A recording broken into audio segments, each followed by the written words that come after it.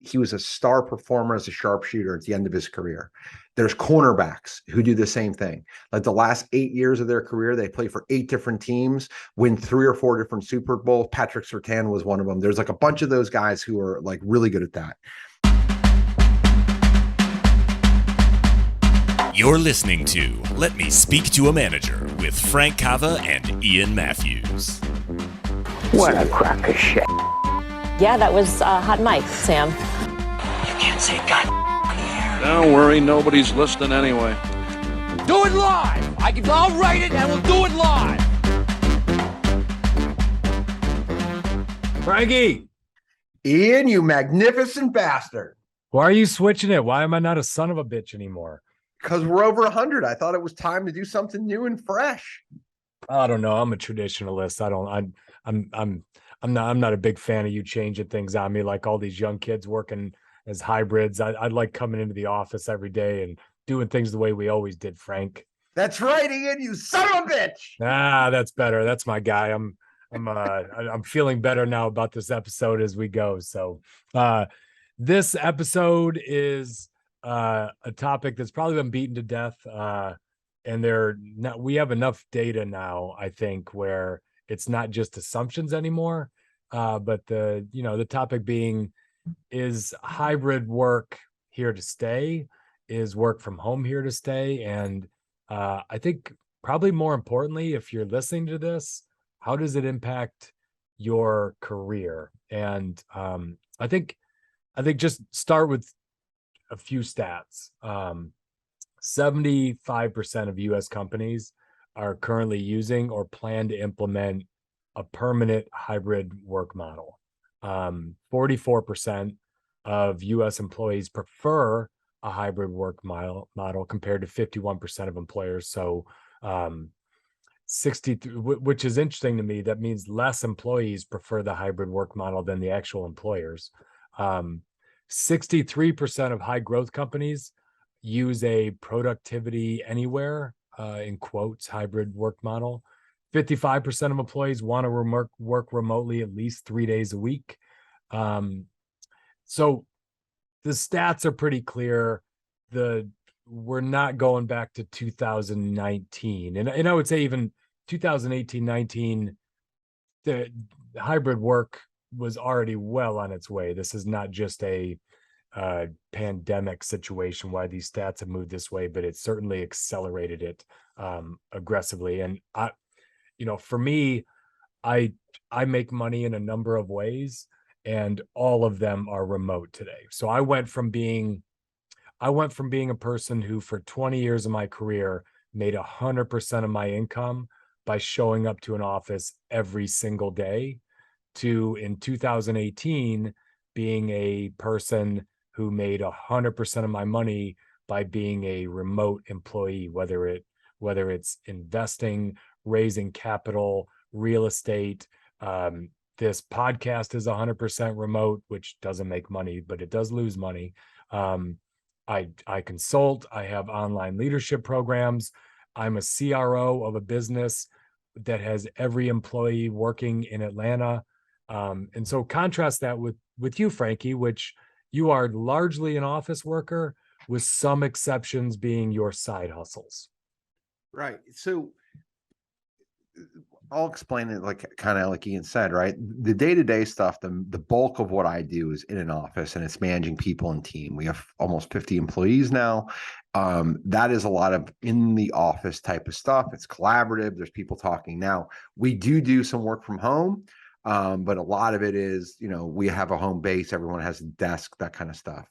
And then I've gotten to a place in my career where I also have an ability to do work remote stuff. And it's largely collaborative. And it's mostly over Zoom. So what Ian and I kind of came up with in this is there's a couple of major macro themes. I think younger people, by and large, like the flexibility and they like the ability to work remote. That's kind of a theme. Employers, especially old school employers, brick and mortars, Goldman Sachs, Jamie Dimon, we'll get into the specifics of this, Elon Musk, they lose control. and they don't like the loss of control. And because of that, they're railing against the work from home model or the remote work model. The other side of it is this: when you're younger in your career and you're learning and you're influential and you need a place to kind of come and go and build a home. Ian and I did this for years in an office. It's harder to start there, but it's easier to end up in a remote location or remote type of work situation if you've created something already. Ian and I can demand high dollars, like 6 figures plus 7 figures, because of the work we did before, and we can build off of it. So like there's a lot of different things happening here. And there's something that came up in these studies I think is fascinating. The millennials who love this, 31% of them say they can effectively manage it. So it's really, really, really hard to manage. So we're moving into a new world. My guess is 10 years from now, 20 years from now, this will settle and we'll end up in a new place that'll make a lot of sense, and there'll be a lot of efficiency and people will have happiness around it. But right now we're kind of in flux because it's not new, but it becoming prominent and prevalent is new. The majority of Frank's employees work in Richmond. He has a large office. The majority of his folks work at Richmond. He does have some people that are remote, that add value in certain ways. And I would love to we're going to get into this later in the agenda. I want to really understand why all of them need to be in the office with you and why you feel strongly about that. But in general, I think the first topic we want to touch on is, how do CEOs feel about hybrid work from home? Do they have opinions on those who choose to work from home versus those who choose to come into the office when that choice is given? And I feel like it's really hard to get the truth on this because it's a very political situation. You don't want to be on the record of saying something that's polarizing and it's on the wrong side, because you're going to piss off a lot of people who are in your workforce and you don't want to alienate them. There's an element of recruitment here, right?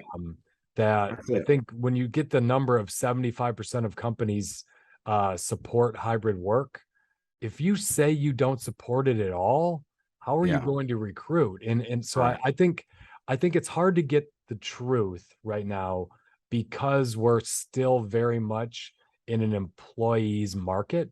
There's a shortage of workers. People are losing people. There's retention rates are terrible in most of these companies. So CEOs have to say this, but there's an interesting story. This was in the Wall Street Journal, Frankie.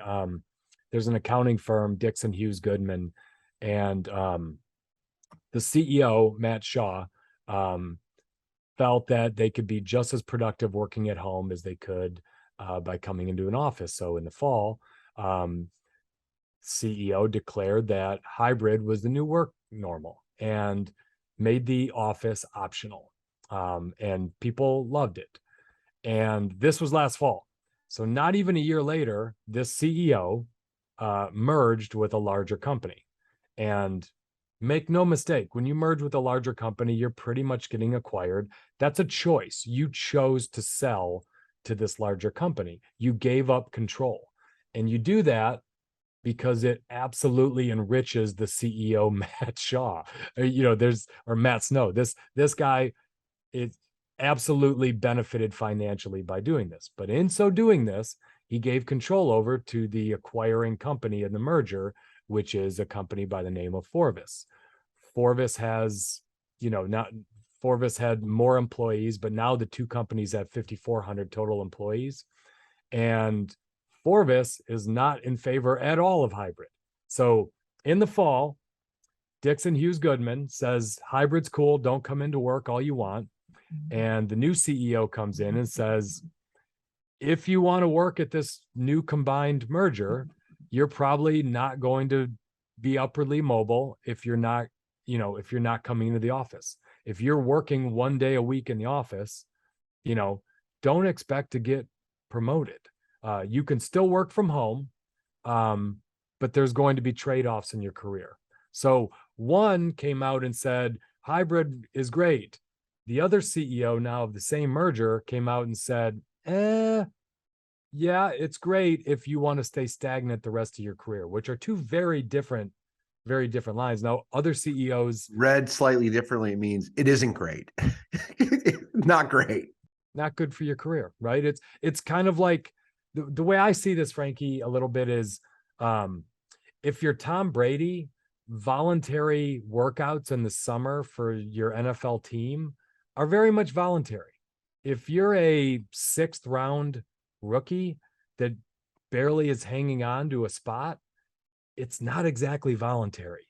If you don't show up, you just made a choice, right? Sure, it was voluntary, but you didn't come, and we don't really need to keep you because someone else came to show up. And there's, some of the biggest names are starting to get a lot more honest now. So JP Morgan Chase, one of the largest banks in the world, one of the largest employers in the world, and probably has a top 10 most famous CEO, Jamie Dimon. He came right out and said remote work doesn't work well for those who want to hustle. And that was his way of saying, if you want to grow your career, you're probably not a remote worker. Get your ass to the office. Goldman Sachs, even more honest, their CEO, David Solomon, Frankie, said that remote work is an aberration that we are going to correct as soon as possible. So in essence, Goldman Sachs is saying, we were forced into doing remote work because of a virus. We hate it.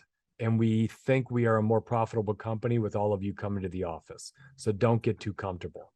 Elon Musk said the following: we're coming back to the office. For those of you that don't want to, you can pretend to work somewhere else. And that was his way of basically saying we're ending the remote work situation. So what I'll tell you is this, like, I had remote work when I quit my job in 2009, and I literally worked from home way before it was cool. And there's upsides to it. Like, your commute goes down, there's convenience, there's a ton of it, but there's also things that kind of creep in that aren't great. Like, middle of the day, you start doing laundry, or you load the dishwasher, or there's distractions. I'm the CEO. Your wife starts printing on your printer and jams it up, and you can't get the document out. All that's true too. And then now I'm a CEO. I've got a lot of things going on, but when I'm at work, I tend to default to work type things. Like, it doesn't happen a lot, but sometimes when I'm home, I sit on the couch, turn the TV, like a lunch turns from 20 minutes into an hour because I'm watching something. Like, and these things are real. Like, I am and have the most at stake at this company, and they happen to me. So if it's happening to me, I know that rank and file employees, they're feeling the same thing. There's distraction. And what it's starting to come down to is there is a nice benefit of it, but there is also the trade-off of what's the level of productivity that I'm getting and paying for. And that's where I think the rub is. And I think over time it'll settle itself out, but it's not going, we're not there yet. But it's also the reason, like you and I, Ian, and we've talked about on the high level, for our side hustles, it's our side hustle isn't day-to-day stuff. We're asked to do like big, like kind of superhero type of tasks. Come in, help solve this, get ready for an event, prepare this, do these types of things. And what you do day to day doesn't matter as much as long as you show up prepared for the big, big things. And that's where I think there is that balance. I think some people would disagree with me, Frank, but there's something you just said. I think there's a difference between a remote worker and a worker from home. I think there's a big difference. So if you're looking at this video, I am in an office. I am in an executive suite. I pay rent. I'm in an office building, and I am highly productive when I come here. There is nothing else to do here but work. I read here and I work here. When I'm at home, I'm a crappy worker. And in fact, if I really have something worth doing, now I can respond to an email on my phone. I can pick up a phone call. But if I have to do any kind of deep work, any kind of thinking, if I'm on the phone with a client, if I'm consulting, if I have a coaching call, I will never do it at home. I come into an office, I'm more productive here, but I'm still remote. I'm not there with them, but I am not at home. I don't, and look, most people don't have the benefit of being able to pay $1,000 a month for an office when you have a perfectly fine one at home, but it's worth every dollar I spend to come here. And I see it pay me back in my business. I think this is part of the thing, right? Like I'm at home at the moment. I have a dedicated workspace at home. Now, I've got young kids. When they're here, or my wife is here, the cleaning people are here, lawn service is here. I'm less productive, but I can actually get a ton done at home. I'm a highly compensated executive. I own a business.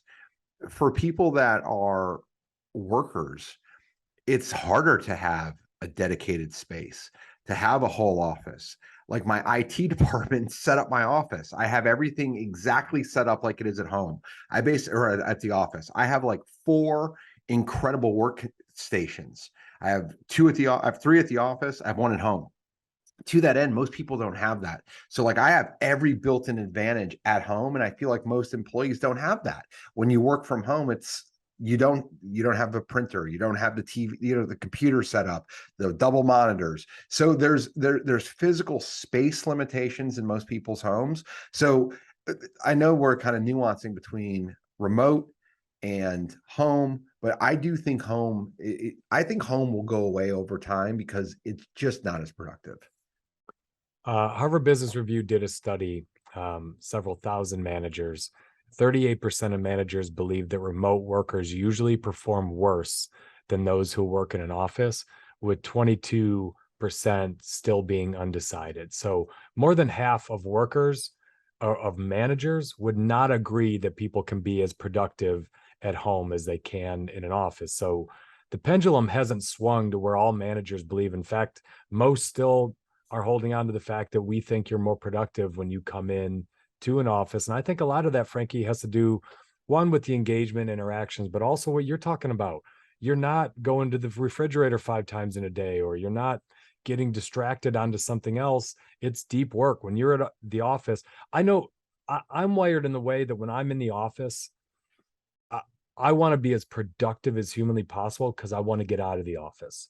So I don't dilly around with bull when I'm in an office, when I was with corporate, or even now, because I'd rather be at home. I'd rather be around my family. I'd rather be doing anything other than work.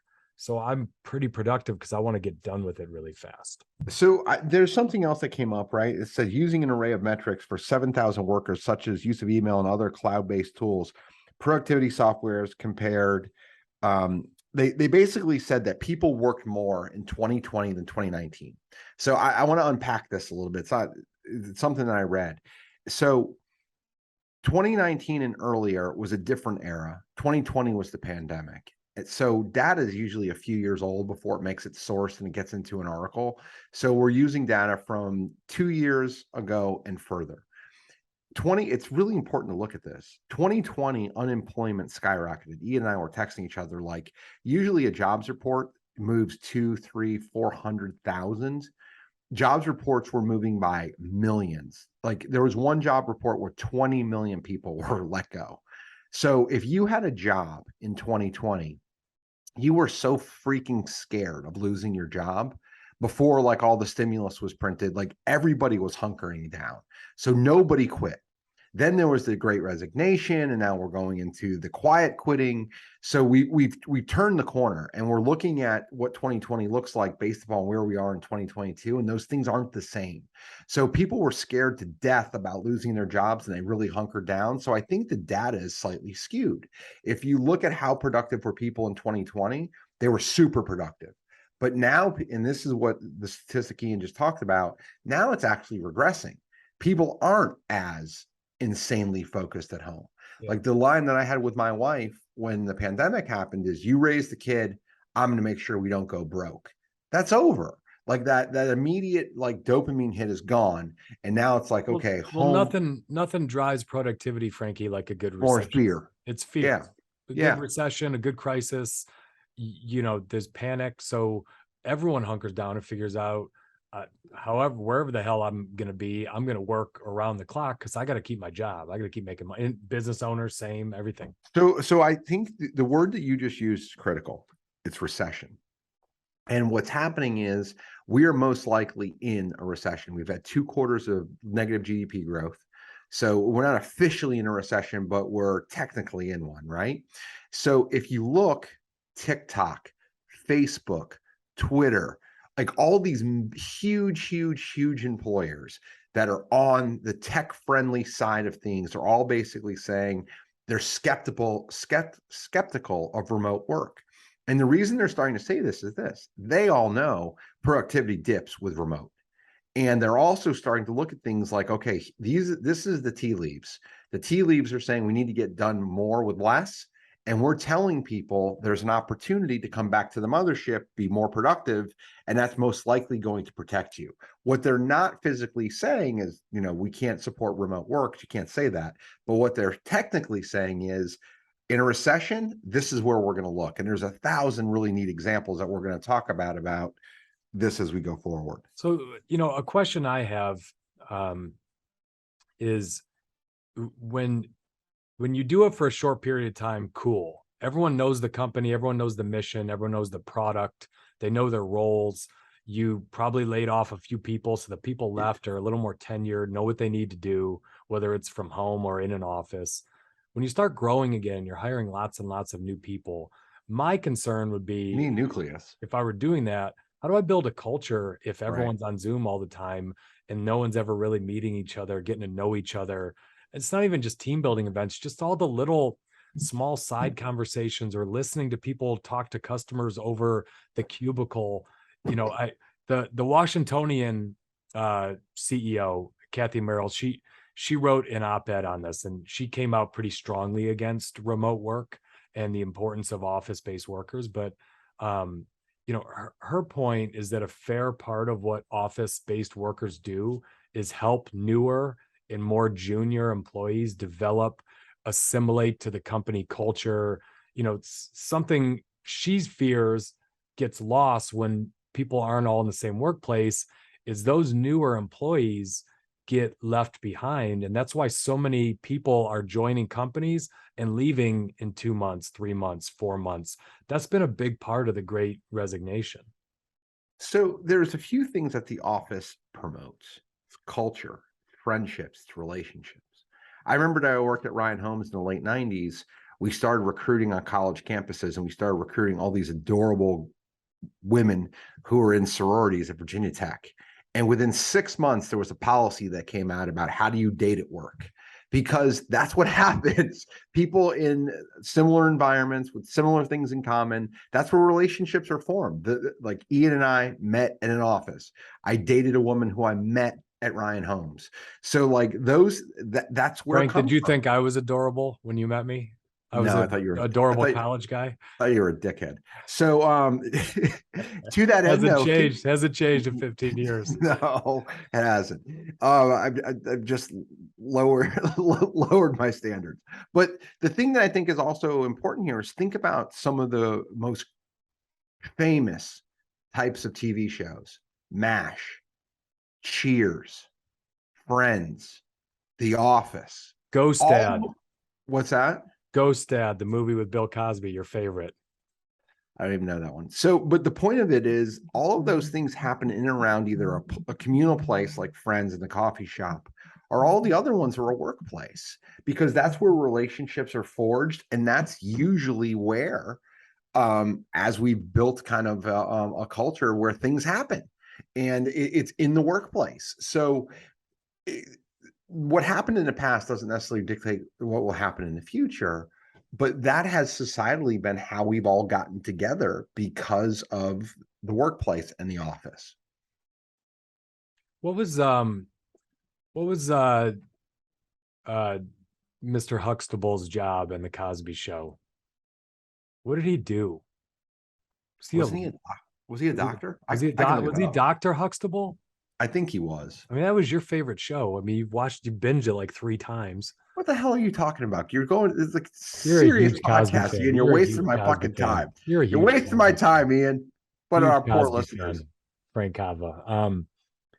So I think when you think about that building a culture, I think one of the things this ties in with how managers feel about employees remotely. So 40% of all of the managers in this Harvard Business Review study expressed low self-confidence in their ability to manage workers remotely. And 23% of managers disagree with the statement that I am confident I can manage a team of remote workers. And I think to the point of Frank on building cultures and all these little individual conversations, I think what makes life really hard on a manager of a remote team is when all these new people start, they have one person they go to all of the time to answer questions. They go to their manager. They don't have the network to ask all the little small informal questions.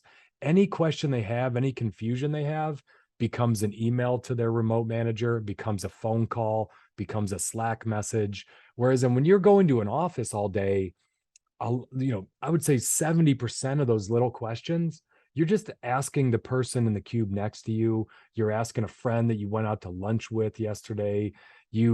So I think a lot of managers feel so overwhelmed when they have to manage an entire remote team because it feels like all of the burden of developing that new employee falls on the manager. Whereas then when there's an office, it's a bit more of a village approach of bringing along the new hire. Yeah, it takes a village. There's another side of it too. Like everybody hates meetings, right? Especially Dr. Cliff Huxtable. I still don't know what his forte was. Turns out he was a child's proctologist, but but the cause, your guy. what are you doing? But the point is here, like everybody hates meetings. But the impromptu pop-up meeting, everybody loves. And what does that mean? Like you're walking down a hallway, you're in the kitchen, you're walking from one office to the next, and you just pop in and you talk to somebody.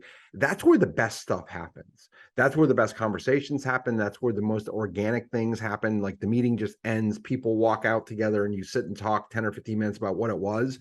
And those are the revelations that turn into the really important stuff. So the collaboration goes away with Zoom. It just does. You don't have those moments. Everyone hits click and then runs to the kitchen. Or you can't do the community thing type of stuff. What happens a lot of instances in a meeting or in an office is you can read people's body language. And when you're on Zoom, you can't. It's much, much, much harder to see that. There's tone and there's body language. And that's a lot of, it seems like you're not understanding this. You kind of shut down. You can pull people aside and you can coach and you can give real-time feedback that get them. There's a couple things. They know you care. You see them and they aren't following along the way that they should, and you immediately have a conversation with them. That's very hard to do remotely, where in person you can. And then that's how you build your team, and that's how you build people that realize you're a go-to for them, because you can do it in person very easily. And sometimes it's fast. Sometimes it's 90 seconds, but it's very, very hard to do that over the internet. So twice as many female managers reported a lack of confidence in their employees' work versus their male counterparts. So when it comes to remote teams, the female managers felt strongly that people should come back to the office. So I'm curious about why that would be. I don't. We probably need a female manager on here to talk about it, but I find that kind of interesting, that the lack of confidence in their employees' work remotely is that much lower with females. I'm not surprised by it at all. You and I did an episode on the Dunning-Kruger effect, and we talked about how men are typically overconfident and women are usually overqualified and less confident.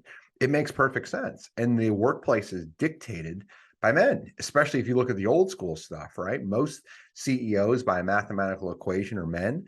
So it makes absolutely perfect sense to me that is women feel less comfortable in a remote setting because they can't stand out. It's harder, and they need like what we based on the Dunning-Kruger, they need to feel and have that confidence in order to move forward. And I also think there is a ton of data around the fact that males get promoted at a much higher rate than females. Correct. And a lot of that has to do with the chummy boys club, for sure, or the politics of an office. So, I would imagine that having a remote office would only make that worse. That I agree. If a female didn't have a chance to have those interactions and show how talented they were, that someone else could be more aggressive on a remote basis of taking advantage of it. I also think, Frank, when I think about remote work in general, I think it's hard to just have this general conversation. I think it's very position specific. And what I mean by that is my first job out of college, I was on a leadership program, then I was in sales. Both those jobs, I never saw my manager. I was in different offices all the time. But even when I was in Chicago as a salesperson, almost every day I was in my company car driving around to customers. My boss was in St. Louis. I saw him 3 or 4 times a year. It was all, cell phone. It was all email. We didn't have video conferencing back then, but I think by nature, sales positions are used to being a little more remote. So are marketing positions, things like that. But it's very different if you're in an engineering position, in a hardware company where you have to collaborate with people in production and mechanical, electrical. You can't do that job exclusively from your home office on Zoom. You have to be there with other people collaborating and working on things. I think the job, the type of career, and the company you work with are going to dictate how much either remote work or home work are going to, how it's going to feel inside of that career. And I think the thing that's really critical to talk about with this is there's not a one size fits all answer. There just isn't. And we're in the middle of the beginning parts of this, so it's still new, and it's going to have to flex, and it's going to change over time, and you're going to change as an employee. Your employer will probably change a little bit. So nothing is stagnant here. It's very dynamic and it's changing, and it very much dictates on where you are, who you are as a person. Some people can work great in this environment, but others can't. So on the question of pay and promotions and opportunities and career growth, I think this is another one where it's really hard to find the truth, because the same thing, you have the companies who are saying, look, we're trying to retain people, so we're going to let you all work from home much more frequently, and you can choose how much you come in. And then you have the other companies that are saying it's switching more to an employer's market, get your ass into the office.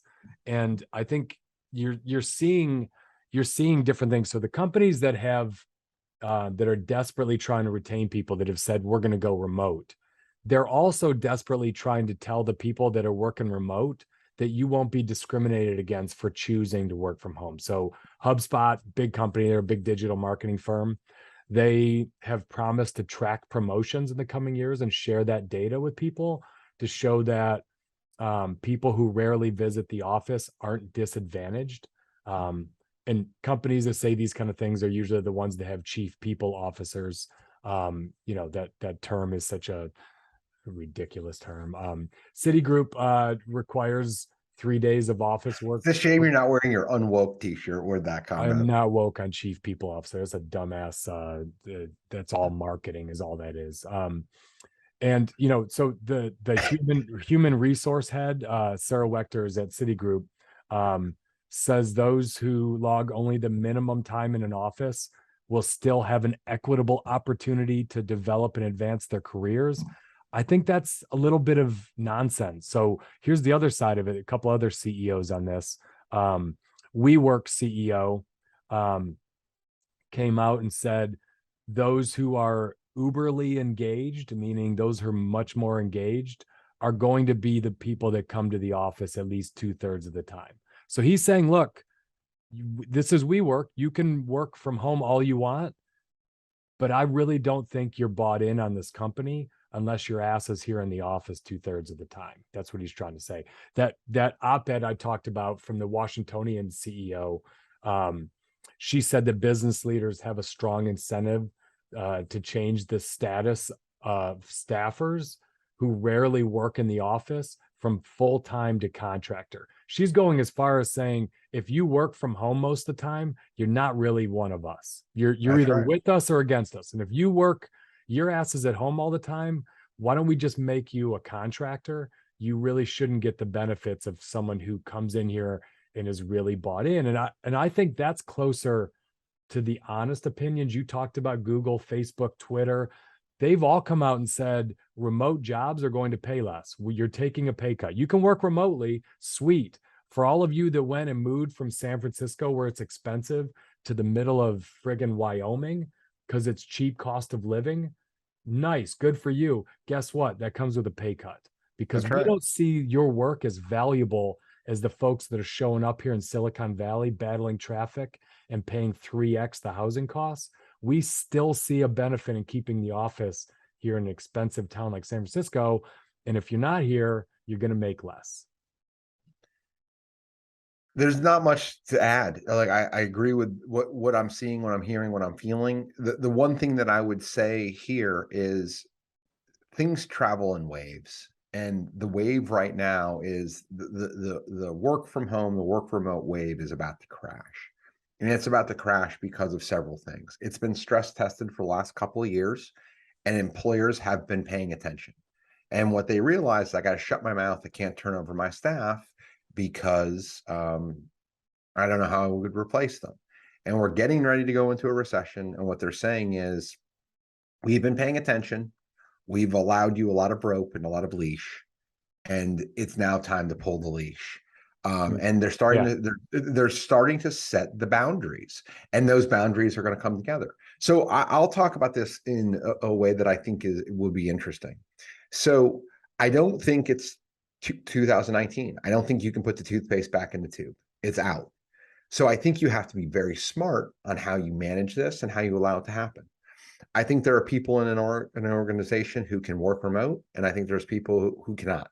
And I think the way to manage is you have to look at the individual, you have to look at the job, and you have to look at how much time they're spending away. And I'll give you on my schedule. Ian talked about my, my side hustle, but my Thursdays, I don't go to the office anymore. I do phone calls. I'm someone who has a really hard time getting on the phone, because when I'm in an office, I get into email and I get into meetings and I want to sit and I want to talk and I want to get into deals. Like, that's what I love to do.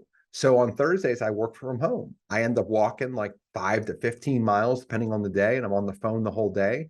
And I just go through my calls.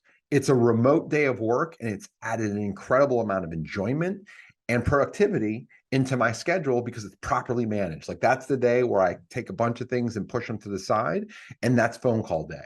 So there's ways to do this in a very productive way where you can also kind of recharge a little bit as an employee and still be very beneficial to the company. And I think that is how smart management will look, is how do we push you aside a little bit and get you kind of focus time away from the office. Just wrapping up on the pay and the promotion thing, Frankie, because there's what CEOs say and there's what they do. Correct. Northeastern University did a big study of this on hundreds and hundreds of workers. And what they found was remote workers' salaries grew more slowly than those that were still full-time in the office. And they also found that where remote work was less common, telecommuters won fewer promotions. So CEOs can say all they want.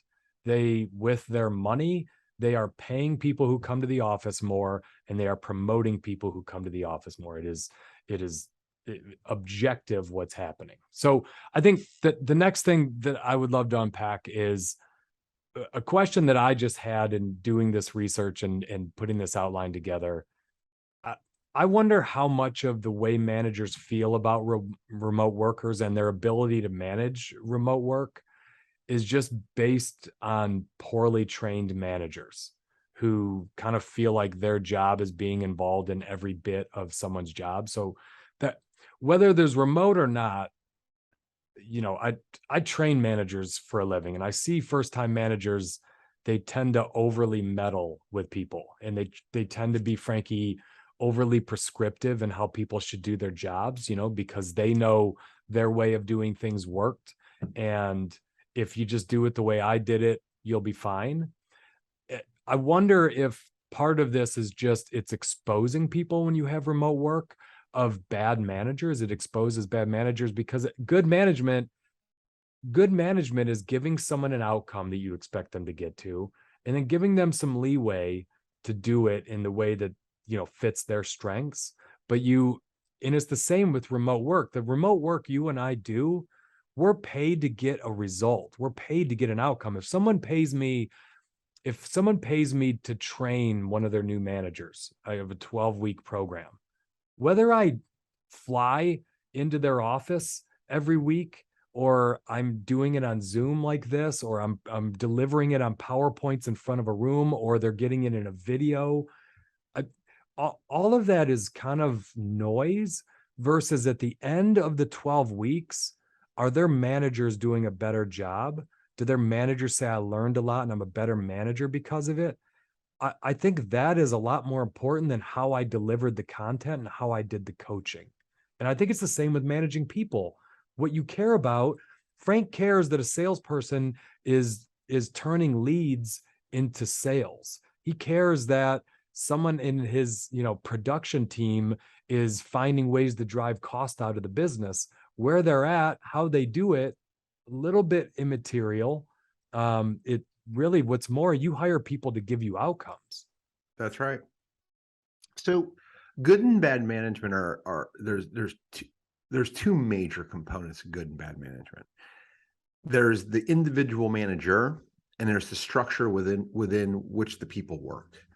Inside the structure within which people work, I think it's really important to talk about expectations, KPIs, what a good job looks like.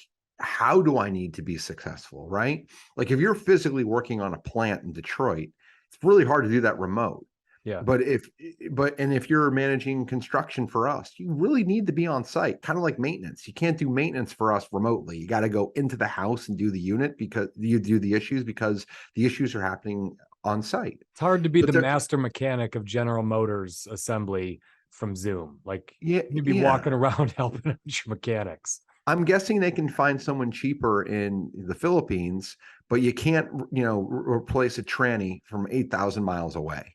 Yeah. So that being the case, there are other jobs where if you're maybe not on the front lines, you're a line or two removed, where finding some of these things make sense. Like, let me give an example. In construction, you have the construction job site, but almost always you have a construction trailer. The construction trailer is the place where you go to think and to work and to draw or to write notes or to make phone calls.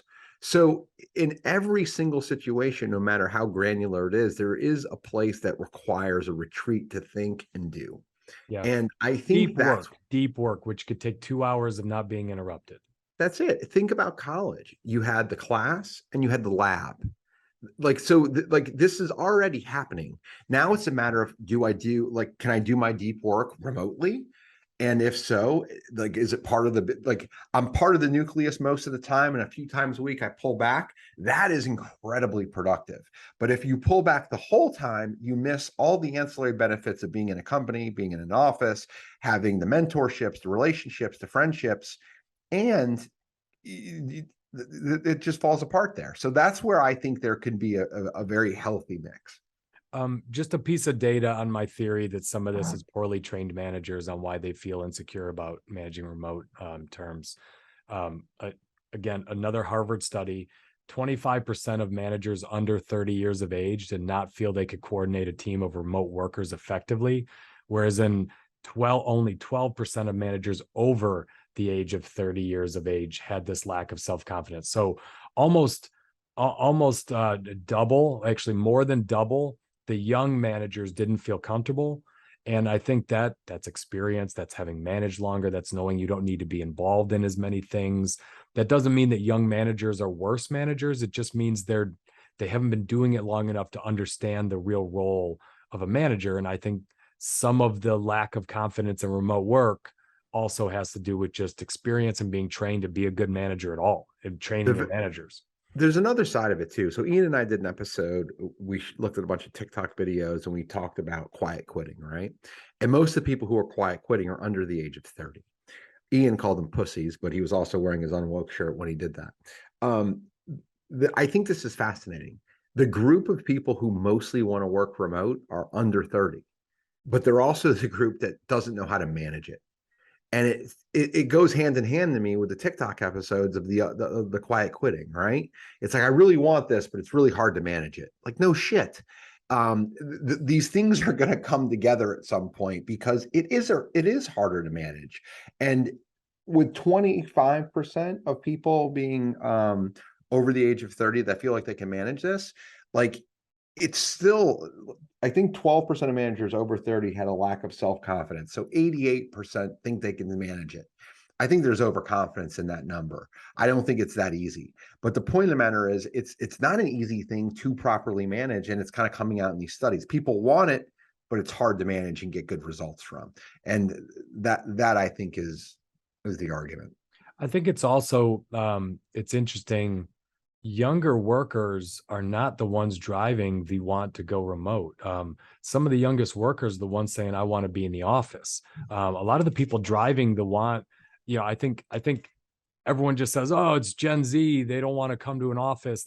It's actually opposite. It's most of the people that are fighting for hybrid work are parents that have kids that, just the commute is brutal on them. And I think there's a couple of tiers of people here. I think, to me, it's kind of separated in the junior, aspiring, climbing the ladder type of person is one bucket. And the other is the more mature, skilled, tenured, confident I can do my job from anywhere. And I'm not really looking to grow anymore. I want to do a job and get paid. They want to be remote. Whereas the junior aspiring person, they're giving up a lot by not being there. One, they don't have more mentors than their manager. They don't have the benefit of hearing all these conversations or stopping by and asking people. I learned a lot from that stuff in my first 5 years in career, just asking the veterans in the office how they would handle something and trying to get feedback from people. So most of the statistics that I've looked at and read, I don't disagree with you with the older crowd who wants to not commute or wants to be parenting from home and doing things so that it's easier. But a lot of the people who are pushing for this are on the other end of the spectrum with age. So to that end, I think the junior people are the ones who need it the most. The people who are younger and are the ones in the early parts of their career are the ones who need the office. And that's where the Jamie Dimons and the Goldman Sachs of the world are saying you're absolutely nuts if you don't come to the office, especially in your 20s, and learn from the senior people, because if you don't do that, you're going to miss a huge opportunity.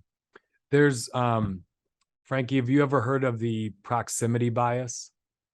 The proximity bias is I have. It's a tendency to favor people that are in close proximity to you. And there's an old myth in sports that you can't lose your job because of an injury. So you have a starting quarterback who went and earned the position in training camp. It proved that out of the two quarterbacks they had, he was the best. Well, this happened with the Patriots. There was a guy by the name of Drew Bledsoe. He was an all-star. He's an all-pro for years, one of the best quarterbacks in the league. Got injured in the middle of a good season the Patriots were having, and had to miss 5 or 6 weeks. And guy by the name of Tom Brady came in and just went on a tear and won the Super Bowl. Drew Bledsoe never played for the Patriots as a quarterback again. Tom Brady's career blew up. So he absolutely lost his job to injury. And this happens all the time, where someone who is performing really well gets hurt, isn't around the team, isn't around the coaches, and the backup does just as well as the starter was doing, or even better. And there's proximity to that person. So the team gets to know them better. They're thought of in that way. And when the original starter is healthy enough to play, he's lost his job. And the same thing happens with remote.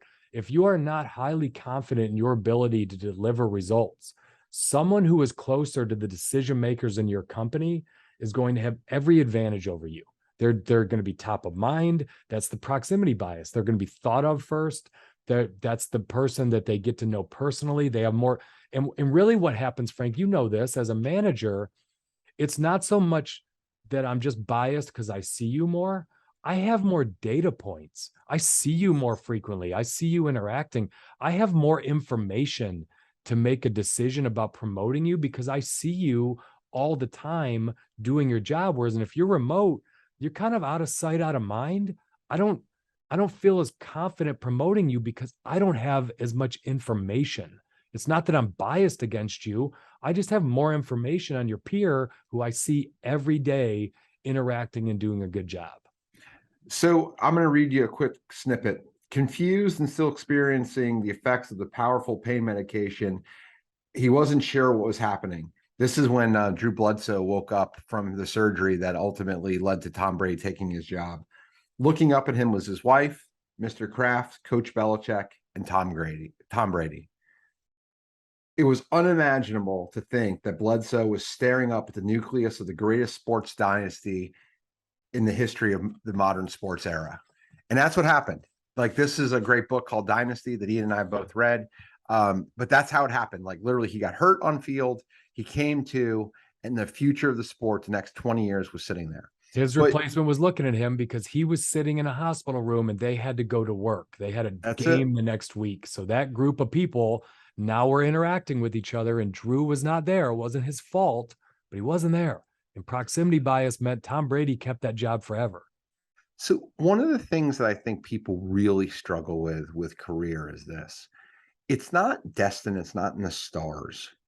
Managers are typically just like you. They're just a little bit older and they've had a little bit of success in their careers and they're moved into a role. And they can get fired too. And it's not like they have pockets as deep as the Nile, like we learned about in the Nile. Yes. Buying houses in the Hamptons, Frankie.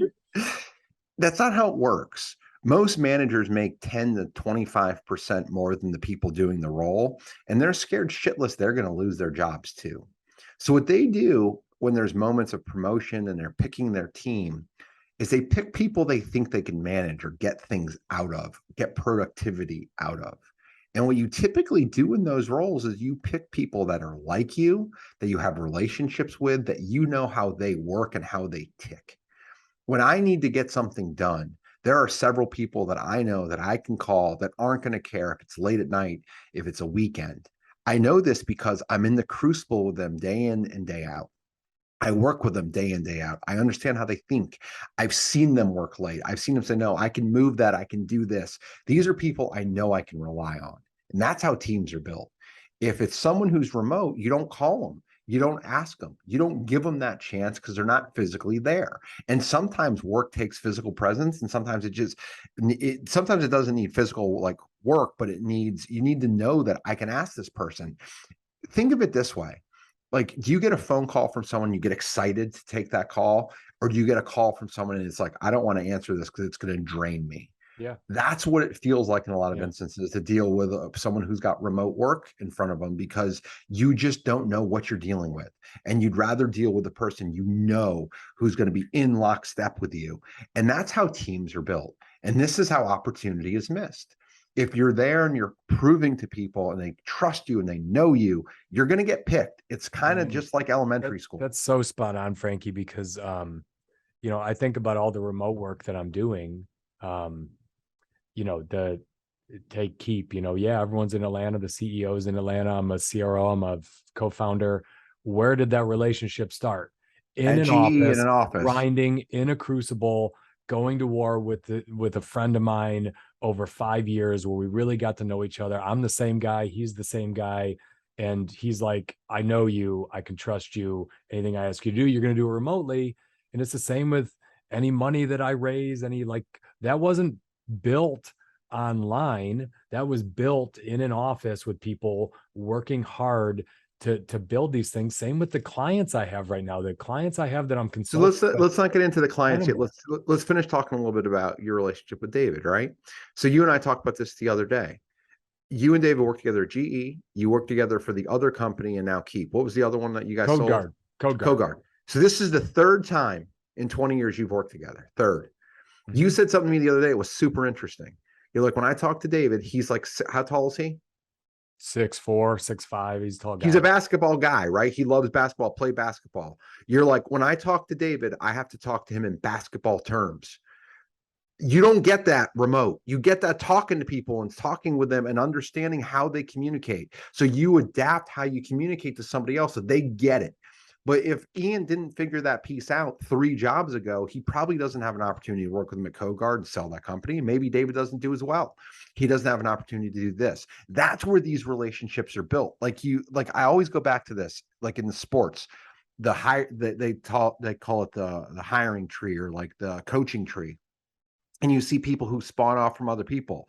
But then you realize, like, oh my God, like this defensive coordinator has worked for 5 people who all used to work for this one head coach, because they have the same methodology. Yeah. They have the same thought process. They know where they came from. They can relate. It comes down to relatability. Someone can do the job remotely. Someone can do the job in the Philippines, but can this person relate to me? Do they understand it? Do they get the fact that I am also flawed as a human being and as a leader? Do they understand when I'm saying things? Are they technically going to like chop every word up, or are they going to get what I'm saying and get to the point? And these are the things that get missed with remote, that are very, very, very hard to forge any other way of being in an office. So I think that's a good one for our last point, is if you believe strongly that you're going to be a remote worker the rest of your career, you had better be very confident in your uniqueness and your competence. Because if companies truly believe your role can be done 100% remotely, if they're like, all right, you know what, we're bought in, that job is remote, we're never going to hire it here in our offices in Atlanta or San Francisco or wherever your main office is. Again, it is forever going to be remote from here on out. If that is the case, they can now recruit from anywhere in the world to fill that position. They are no longer recruiting from Atlanta, San Francisco. Their pool of candidates just went up 1,000x, maybe 1 millionx, right? They can go anywhere they want. And if you can go anywhere in the world to recruit that job, you could go to places that are a lot cheaper than America to live, right? You could go, if you can go find that job in Atlanta, or you can find it in India and you're getting the same production, you're going to choose India where it's a fraction of the cost. You're going to choose the Philippines or Vietnam. Frank and I have, we get our videos edited and dropped onto Podetize, which is a marketing firm of ours for this podcast. Our editor is in Bosnia. Podetize uses folks that are in the Philippines. Our marketing firm uses folks that are in Colombia. We have the people that are doing a lot of the tasks that are remote, that keep this podcast running, are not in America. They're in other places. And that's something you have to come to grips with. If you want to do remote work, you would better be very unique in the value you can add, because you're now competing with the world. And that's a hell of a lot harder. And it's a race to the bottom, because there's a hell of a lot of places much cheaper to live in the world than America. If you want to build a career, you need to do that in an office.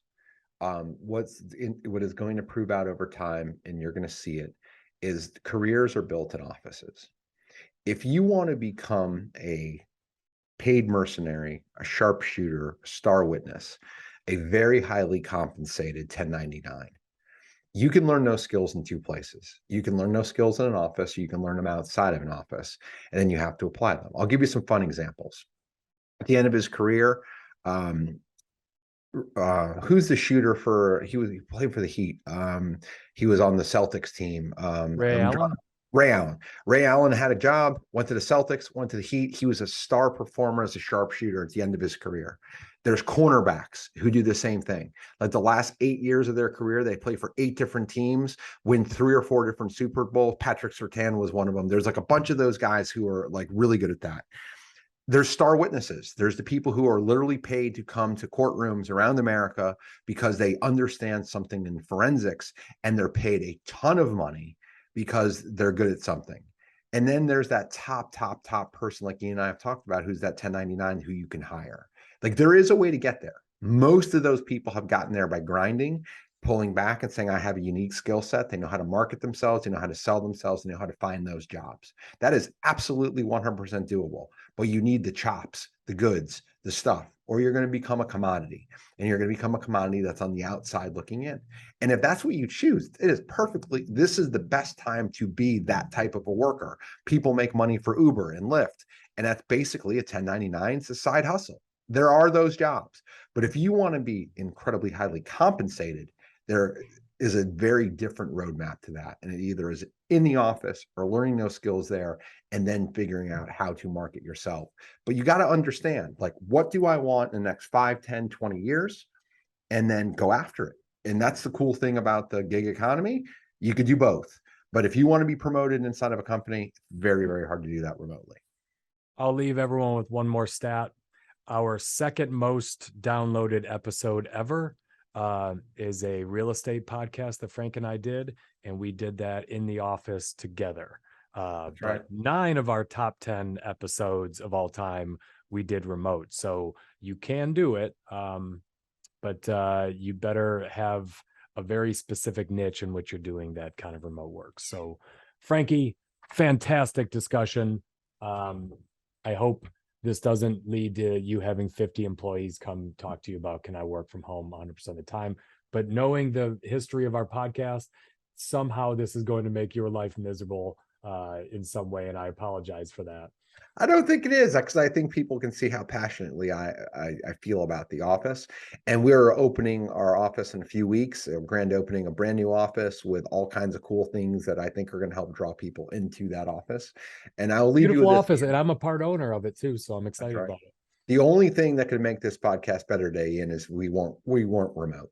Could have been so much better if we were in person. Yeah, it could have been better. It would have been nice to see you, homie.